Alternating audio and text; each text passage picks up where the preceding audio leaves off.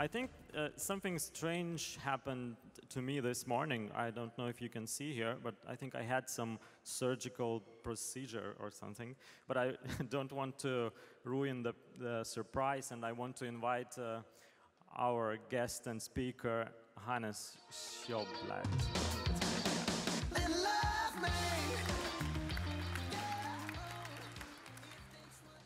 Thank you for having me. It's so fantastic to be here at Login.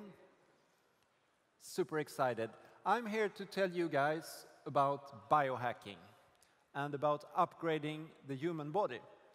You already had a fantastic talk this morning by one of my idols, Neil Harbison. So this is a perspective also on the same topic, but with different twists. So I have a job, a daytime job, which is to work with advising companies on tech trends. But that's not why I'm here. The reason I'm here is that in the nighttime, I'm one of the founders and the drivers of the Swedish Association of Biohackers, which is called Bionyfiken or Biocurious. And I'm here to share some of our insights from the biohacking world with you guys. Let's see if this clicker wants to cooperate. So we'll start with the big zoom out. You know this picture, right? Our solar system.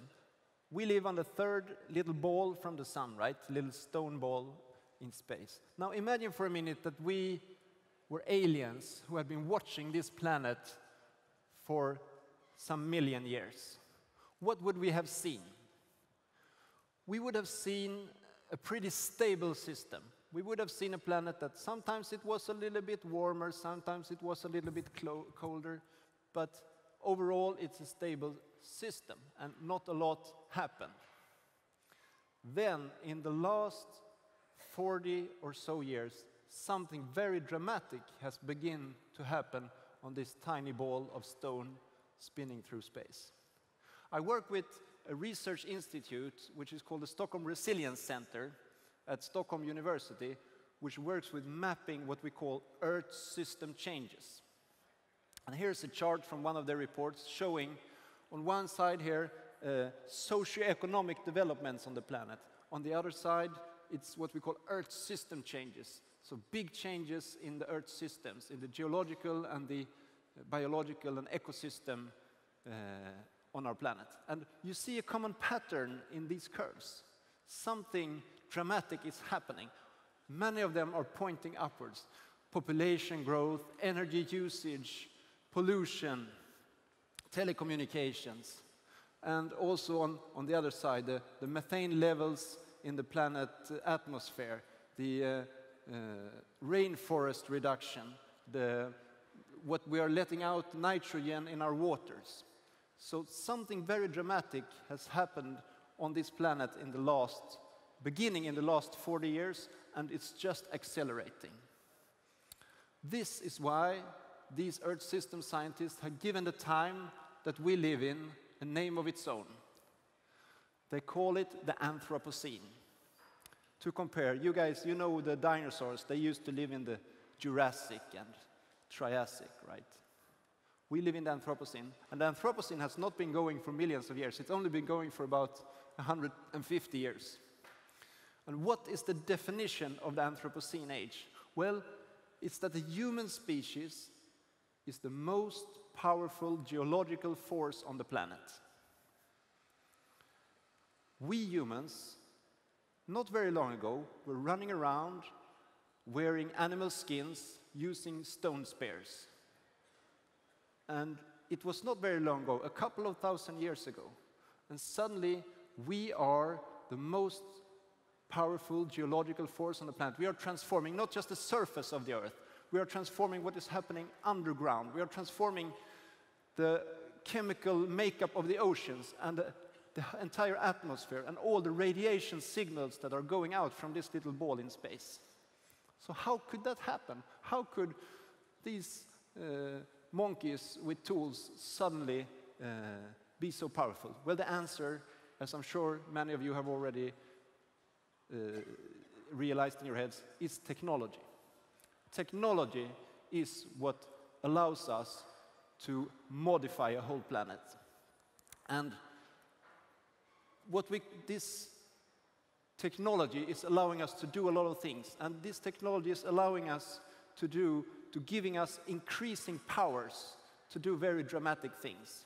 And today you've heard talks about the exponential development of computers from previous speakers, and I just wanted to bring upon that the exponential improvement in computing capacity and the processing power we get for the same amount of money is impacting a lot of other industries and technologies. So all of these technologies here are being impacted by the improvement in computing. We see artificial intelligence and robotics are improving exponentially.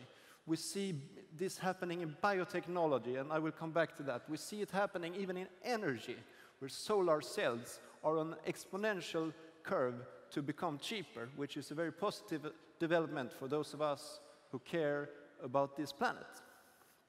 Now, when we speak about this rapid technological development, people often say, okay, we're going to get smart, self-driving cars, and robots are going to take our jobs, etc. But you know, what is my interest as a biohacker? It's that all these technologies, they are converging on us. What's that impact? We don't talk so much about that. But something very dramatic is happening when radical development in robotics, neuroscience, nanomaterials, and artificial intelligence, of course, it's going to impact us also in a very radical way.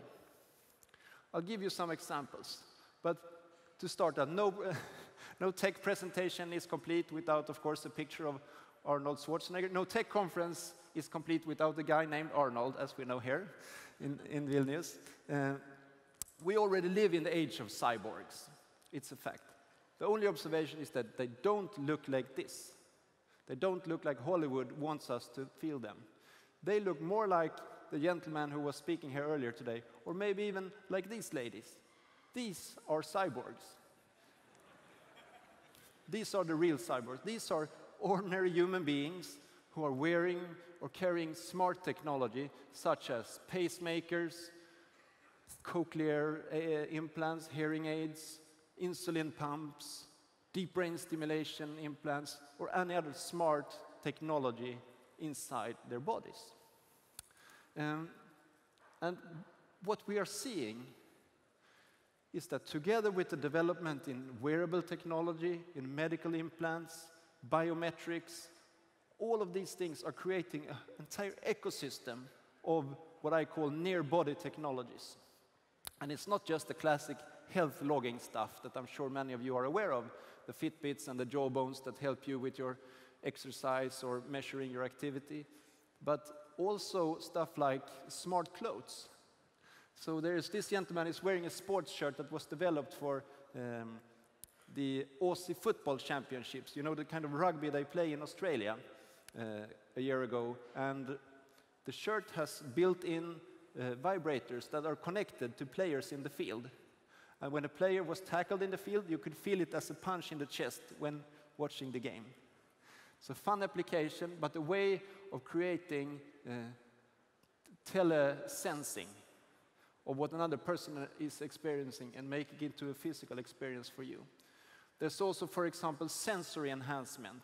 Here's a wearable that logs ultraviolet light and warns you when you had a certain units of ultraviolet radiation, so it's time to go into the shade or to put on some more sunscreen. Or there is the Sound Hawk. You see this gentleman looks like a Bluetooth headset, but you know what it is? It's actually a remote hearing device that gives you superhuman hearing that would allow me to hear what this guy is whispering to that lady sitting in the corner. And there's also the very exciting technology of exoskeletons. I was meeting with a Swedish researcher on exoskeletons the other day. They had been running a long research project, and now they were taking it commercial. And he said to me, Hannes, we're going to have consumer exoskeletons as a consumer product released in the market before the end of the year. So exoskeletons, or as we also say, wearable robotics, are also radically going to give us completely new capabilities of carrying heavy loads, and people with disabilities can get out of the wheelchairs and start walking again. I'll give you some concrete examples. Personal individuals who have been impacted by this. This lady is called Joanne Milne. There are some beautiful video on YouTube about her that is worth checking out. She has been deaf all her life. She has never heard anything. And at the age of 39, she gets a cochlear implant, and there is a video when it's turned on and she can hear for the first time. And it's a very moving experience because you can really feel that a whole new universe is opening up to her, and it's a very emotional thing to see. That something that was not possible for her to experience before is now being opened. Another example is this gentleman from the States, Larry. He, at the age of 30, he got a disease in his eye that made him completely blind. Now, more than 30 years later, he got an implant in the back of his eye that is connected to these glasses that he's wearing. You can see it's a little camera sitting between the eyes. The camera sends a signal to the implant in his eye that's connected to his optical nerve. And now, after more than 30 years, he can see the face of his wife again. Another example is this gentleman, Mark Pollock. He had an accident in 2010 where he hurt his spine, so he got lame from the waist down, confined to a wheelchair. But thanks to exoskeleton technology, he is now getting out of his wheelchair and starts to walk again with an implant connected to his spine. So these technologies, it's not Hollywood anymore. I'll give you a final example. This is a gentleman from Sweden. He's wearing an artificial arm, which is the absolutely latest generation of smart prosthetics. And for those of you who know anything about prosthetic arms and legs, you know that they used to be put on like a shoe on a stump of the arm. And you had to sit tight, and it becomes uncomfortable after a while, and you want to take it off. But with this new technology, the prosthetic arm is connected straight to the Magnus skeleton. So it doesn't fit anywhere outside. It's just a plug that sticks out, so he can click on his prosthetic arm with no change in comfort and much greater stability. And what's even better, inside this metal rod, there are all the electrodes connected to his muscles that connect to the different electronics in the arm. So just by moving his muscles straight from his brain, he can give his arm complex instructions to perform various actions. So my friends, we live in a time where, thanks to the help of technology, we can really make deaf people hear again, blind people see again, and we can make the lame walk again. Isn't it a fantastic time to be alive? I think so. And the question then comes, what about those of us who don't suffer from any of these diseases? What can we do? Well, we in the biohacker community, we are actively trying to explore that topic. So I'll tell you in a nutshell, if you're not familiar with the term. So when you heard the word hacking, you may think that hackers are guys who break into computers to steal data or money or something. But the original meaning of hacking is experimenting. What happens if I put this stuff together or write this code and the instruction for the computer to do this? And this is what we are applying, we biohackers, not on computers, but we apply the hacker ethic on biological systems. All the way from single-cell organisms to plants, animals, and Homo sapiens.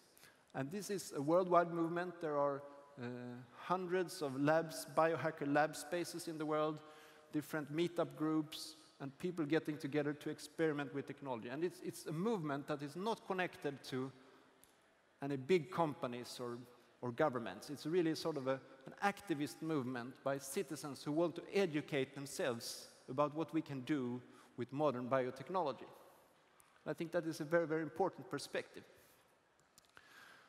So just to give you an overview, who are the biohackers and what are the different communities within biohacking? Super briefly, there are people with background in labs who know how to operate in lab environments. They have perhaps university background, in doing lab work and understand these processes. There are people from the quantified self community. You know, quantified self is about measuring your own body and what you do in various ways, and then applying a scientific method to what you do, such as, for example, logging your sleep and then evaluating what happens if I drink alcohol in the evening. How does that affect my sleep patterns? And you can log the data and you can make your conclusions. I had a friend who did this test, no surprise. And he learned that if he drank less than 2 beers in the evening, it had no impact at all on his sleep. But if he had more than 2 beers, it had a significant, he lost about 22% of his deep sleep on average. So for him, that was a very interesting observation because he could then calibrate his drinking habits. And the thing with quantified self is that the insights that you make, they may not be generally applicable to everyone. I mean, what works for you doesn't work for me. So we call it's science where n equals 1. The sample size is 1, and you just understand what works for you because you don't believe that all these generalizations for the whole population are necessarily useful just for you. We also have people from the grinder community, so this community of tattoo artists and body modification artists and piercers who have a long history of doing modifications to the human body. And if you want to do modifications and you go to a doctor and say, hey doctor, I would like to put some fun stuff in my body, they're going to of course kick you out. Then you go across the street to the piercing studio. Hi guys, can you help me make some holes in my body? And they'll say, yes please, how many do you want? So find the right partners. And we have also, we are very inspired in the biohacker movement by professional athletes, in the sense that professional athletes know how to optimize their performance. And I am not a professional athlete. I just want to do a good job in the office every day. So how can I tweak exercise, nutrition, snacking, supplements, vitamins, sleep in order to have a good performance all through the day? There's a lot of things to learn from that community. So anyway, that was a broad overview of the biohacker community. And what is making us so enthusiastic about what we do right now? Well, it's about the democratization of technology. We saw that happening to computers 20, 30 years ago, when computers was something that used to be only in big companies, and suddenly they became so cheap so people could have them at home. Now that is happening to biotechnology as well. A few years ago, machines for sequencing DNA were as big as these washing machines. Now you can get them as small as a Snickers bar. And do you think it's going to end there? Very likely this trend is going to continue, and they will be even smaller, quicker, and better in just a couple of years from now, making this technology accessible to a lot more people. There is in the biohacker movement an open source movement. So people build their own equipment, they sell it online, and you can get it really cheap. You don't have to go to the biggest companies to get it. There are communities that make this stuff for you. This is, for example, something we ordered for our lab in Stockholm. You get it like an IKEA box, and you have to put it up together, and it just costs a couple of $100. Another fantastic innovation that is happening right now is this, and this is Bethany, it's another idol of mine. They have invented something they call the bento lab, a bento box, which is typical what you eat sushi in, but they have a complete DNA analysis lab that you can have in your own kitchen or garage or student room. If you want to sample your colleagues or your family members and do DNA analysis on them, it's now a technology that is available to pretty much anyone.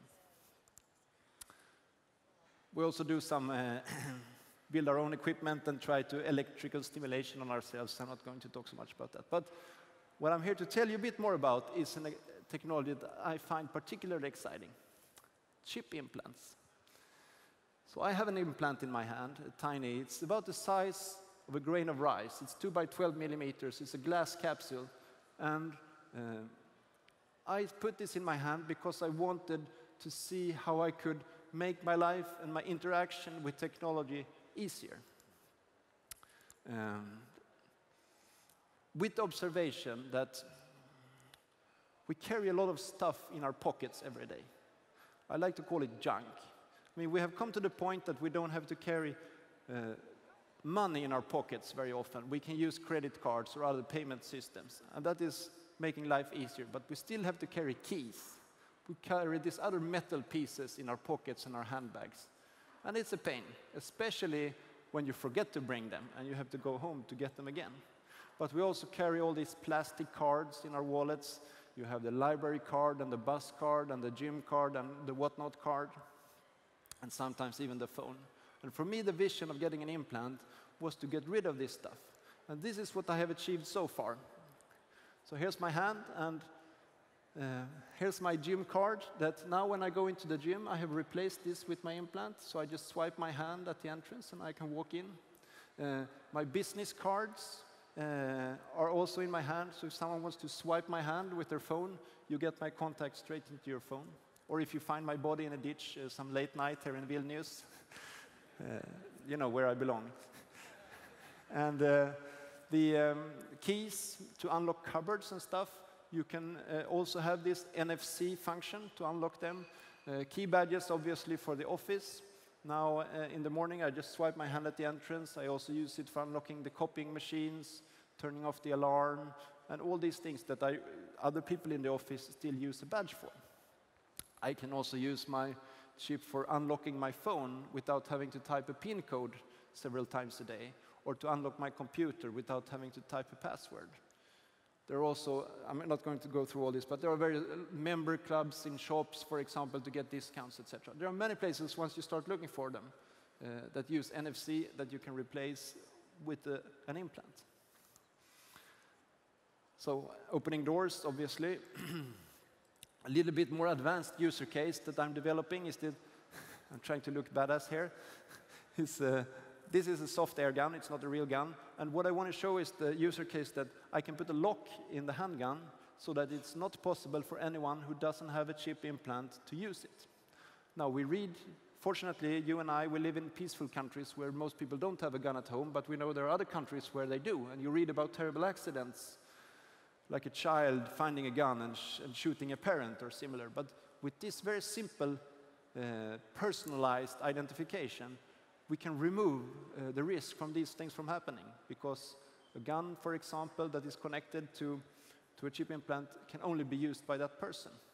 And just to tell you how nerdy we are in the biohacker community, we had a little workshop. We talked about different technology you could personalize, and someone said, yeah, you know, your lightsaber, you definitely don't want anyone else to use your lightsaber, right? And then we discussed this for 10 minutes. I said, yeah, blah, blah. And then someone said, well, guys, are lightsabers invented yet? And we were, oh, no, maybe they're not. So, I mean, but we were all in that mental space that, of course, you have lightsabers. Anyway, this also, I mean, more general uses, like me and my partner, we share the same car. And whenever she's been driving it, she's short, I'm tall, I have to readjust the seat and the mirrors. Now, if there only was a simple NFC reader in the steering wheel, simple, when I just grab the wheel to drive the car, it would adjust to my settings. I have another friend in Finland, he's put a little Raspberry Pi chip so he can start the car engine just by swiping his chip. We have also made Bitcoin payments using our implants as signing off. Then you use the implant sort of as instead of typing a PIN code. So it's a pretty cool system. We even had a gentleman using his implant, and he put his Eurobonus card, which is when Eurobonus Gold, if you're a frequent flyer with Scandinavian Airlines, that he used to go all through the airport, just swiping his implant at the different stages. Because here again, we use NFC technology. Unfortunately, Scandinavian Airlines has said they're not going to release this for public use. But I'm working to convince them that they will open it up. To give you a little bit, again, zooming out on the context of tech. So why am I a little bit worked up about implants? Well, it's because I see that something important is happening and that we are becoming surrounded by smart technology. But I'll give you some examples here. These are all three examples of when the interface between humans and technology became radically simpler. And in each of these three instances, the invention of the Windows interface for computers, the invention of browsers as a way to interact with the information on the internet, or the touchscreen smartphone, All these technologies made, these interfaces made technology so much easier to access. And it brought millions of more people into the game as users. Because I don't know if some of you remember what it was like to use a computer before Windows. I do, and it was a pain. We had to do it in school. And you program, and most of the time you would just get the syntax error message. And if anyone remembers what it was like to use the internet before we had browsers, did you know that you needed to know the phone number to every website you wanted to reach? And if you found it, it took 25 minutes for it to download, and then you had to click through hundreds of different files and enormous index systems to find what you want to find. It was not a very easy way to access it. But then what happens when you have these interface innovations is that suddenly a lot more people can access the technology, and this in turn gives rise to hundreds of new businesses. I mean, the whole app economy that has come out of the smartphone platform, or the browser itself have given rise to companies like Google and Yahoo and all these other internet giants that would not be possible if we didn't invent the browser as an interface. And to come to the point, I think that chip implants are really a similar type of interface between us humans and the Internet of Things, which is this exploding universe of smart technology that is surrounding us. Because the Internet of Things, it doesn't speak Swedish very well. It doesn't understand me when I try to speak to it. But the language that the Internet of Things speak are Wi-Fi, it's Bluetooth, and it's NFC. And by putting a little chip in my hand, I can really speak the language of the machines, and we avoid misunderstandings. If I'm trying to tell it in Swedish, it won't really get me right every time. But this is the language they are built to speak, and I'm now allowed and able to speak with them in their own language. So sometimes I get the question, Hannes, what's the point of getting an implant? I have fingerprints. I can identify myself already with what I have.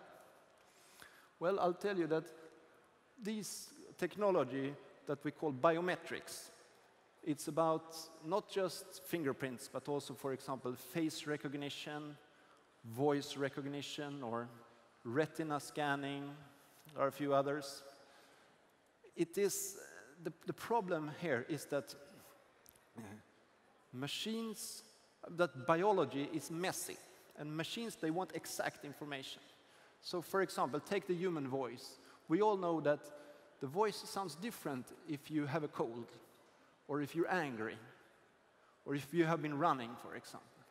And how do we, the computer systems that use this for identification, how do they allow for this variance in my voice? Well, they have to have a relatively flexible recognition. And what this means is, because they want to recognize me every time, this means on the other side that statistically 5, 6 of you guys in this room would be able to log in using my voice because you are close enough within this variation. Additionally, biometrics is not possible to encrypt. Digital information we can encrypt. By encrypting it, we can make sure that it only reaches the right person or the right system. But with biometrics, we are broadcasting them in the open at all times. You guys have left thousands of fingerprints in here already. You have left your voices and your face recognition. We have you all on camera. And if I want to sample your voice, I'll just give you a call and say, hey, I'm selling soap. You want to buy soap? And you say, no, thank you. Can you say that again? No, thank you. Okay, then I have logged your voice, and now I use it to log into your computer. So I'm not that impressed with biometrics. It's simply too easy to catch, and the real problem is that once someone else that shouldn't have it has your biometric data, they have it for life, because it's your body. You can't change your fingerprints. Once they're out there, they're compromised forever. So be aware of this when you use biometric identification. I should also mention, I often get this question, what are the security weaknesses with chip implants? We know from a health perspective that this technology is safe. We put it in animals for more than 30 years. Thousands of humans also have these implants. But from an IT perspective, what are the weaknesses? Well, there are 3 main security dimensions. Tracking, can anyone see where I am because I have an implant? Simple answer there is no. Because these implants, they don't have any battery, they don't have the power to transmit any signal by themselves. So if I get lost in the night in Vilnius, again, you will not be able to find me because of the implant. It simply cannot send out a signal by itself. Secondly, hacking. Can someone hack into my implant? Well, the answer here is yes. It's really simple. You just have to go close to someone with a smartphone or another reader, and you can capture the data, you can read the data on the chip, and even write evil, nasty stuff on it. We had some guys from Kaspersky Labs fly into Stockholm to hack us in the biohacker community, and yes, they hacked us pretty easily. So the way to deal with this, in my view, is that what stuff do you have on your implant? Well, you shouldn't put your life secrets on an implant because it is openly readable. So think of an implant, what you put on an implant, as information that you would be okay to put on your t-shirt and walk down the street. Yeah, this is my favorite band. Yeah, this is my web page. This is my Twitter handle. Things like that, that you're willing to share with the world. Ultimately, the third problem, which I think is perhaps the most important problem of chip implants, is cloning. Cloning meaning copying. Someone copies my implant, goes home, makes a badge with a similar ID number, and can then use it to go into my office or log into my computer. So, yeah, that problem exists, but it already exists today as well. I mean, anyone can steal my keys or steal a card from my wallet. So the way for us to deal with this is ultimately that we use multi-factor verification. So you use a chip plus PIN code, for example, or use a chip plus password in other contexts, allowing you this two-factor verification that gives you a higher level of security. Okay, here are some examples that me and other friends in sort of the startup community around chip implants are working on. Hopefully we'll see them within a year or so. Not just the digital identification I mentioned, but also putting health sensors under the skin. I'm quite convinced that we'll see these wristbands that people used to have. We'll see them moving under the skin because you can capture much better data from under the skin. Doing payments, not just Bitcoin. I myself, I have used my implant to buy things in vending machines, Snickers and Coke and stuff. And ultimately, I think that there are no technical barriers to doing so. It's more about payment providers accepting this as a platform that is okay for them to have included in their system. And also encrypting the implants and using them for login purposes so that you have control. Your physical self can have control over your digital self, and you can have some more better control over all the digital data and information you share online. That, to me, is a very important dimension as a hacker. All right, so if you want to understand technology, it's not enough to listen to some guy who stands around doing PowerPoint slides, right? So I'd like to give you a demonstration. I'd like to welcome Victor from Modus Tattoo and Piercing Studio here in Vilnius. I'd like to welcome Andrew, who is a brave volunteer from the login organization. Welcome, guys. Welcome on stage. And so what's going to happen now? Well, we are going to implant Andrew with a chip implant. Simple as that. Can you see on the cameras? I want to show you guys that this is a pretty simple procedure, that it's quick and easy to make, and also you should understand that this is possible to reverse. So it's not like a tattoo. You get drunk, you get a tattoo, you have it for life. It's a completely reversible thing. It's like taking out a little splinter out of your hand the day you want to take it out. So, hello, hello. How do you feel? Alive. Alive. Cool. I'm alive. Yeah, you are still alive. So, why do you want to do this? I don't know, I'm actually fascinated. There are a lot of things I can do now with my phone, with my keys, and I do believe that all of the technology can be replaced, as you tell here, and I think it's awesome when you can come to your work naked with no keys, no phone, and you can still open the door. It's gonna happen. It's gonna rock. Yeah. All right, so yeah, we'll move this a little bit closer. I don't know, can you guys see nicely on the screen, or does someone want to come a little bit closer and see here? It's up to you. Okay, so I understand you have decided to take the implant in the left hand. This is a normal procedure, so you can, for example, have your phone in your right hand. So what is happening now is that Victor is clean. Maybe you want to hold this. Victor is cleaning the area. So, I mean, you can buy these kits online and do the chip implanting at home in your kitchen, if you're a proper biohacker. You can really get it yourself? Yeah, you can get them online. Okay. You get them from a company called Dangerous Things. Just so you're aware. But I advise against doing this at home in your kitchen if you're not particularly experienced. I again advise engaging people who are professional piercers, who know how to make holes in people's skin, how to make it in a sterile and professional fashion. And yeah, I mean, go ahead, guys, when you're ready for it. Are you ready, Andrew? Do I have to look? No, you don't have to look. Take a deep breath, and yeah, here we go. And soon. I thought it will hurt. Okay. That's it. You're fine? Yeah, good. So you're in very good hands. I mean, Victor and I, we watched some videos on YouTube just before, so. Thank you. I'm feeling something inside me. Yeah, so it's getting done. Here we go. Yeah, that's done. So an applause for the brave volunteer.